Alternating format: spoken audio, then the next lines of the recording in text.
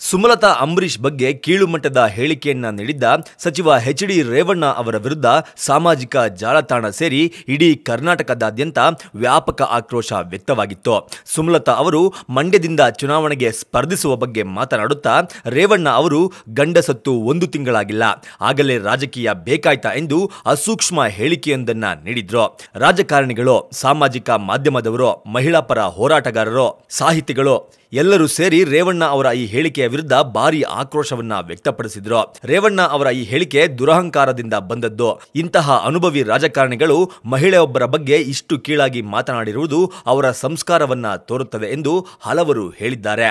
ಇದರ ಬೆನ್ನಲ್ಲೇ ಇದೀಗ ಮಂಡ್ಯ ಕ್ಷೇತ್ರದ ಜೆಡಿಎಸ್ನ ಸಂಭಾವ್ಯ ಅಭ್ಯರ್ಥಿ ನಿಖಿಲ್ ಕುಮಾರಸ್ವಾಮಿ ಅವರು ತನ್ನ ದೊಡ್ಡಪ್ಪನ ಹೇಳಿಕೆಯ ವಿರುದ್ಧ ಅಸಮಾಧಾನವನ್ನ ವ್ಯಕ್ತಪಡಿಸಿದ್ದಾರೆ.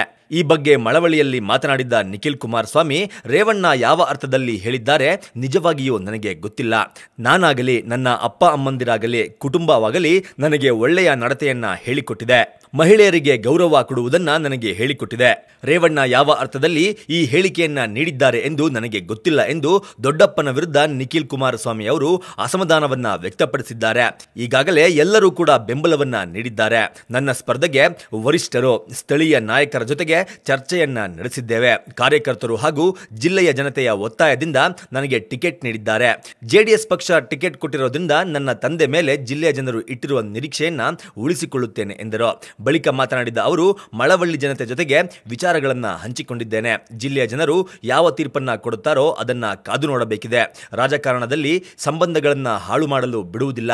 ರಾಜಕಾರಣದಲ್ಲಿ ಯಾರು ಬೇಕಾದರೂ ಸ್ಪರ್ಧೆ ಮಾಡಬಹುದು.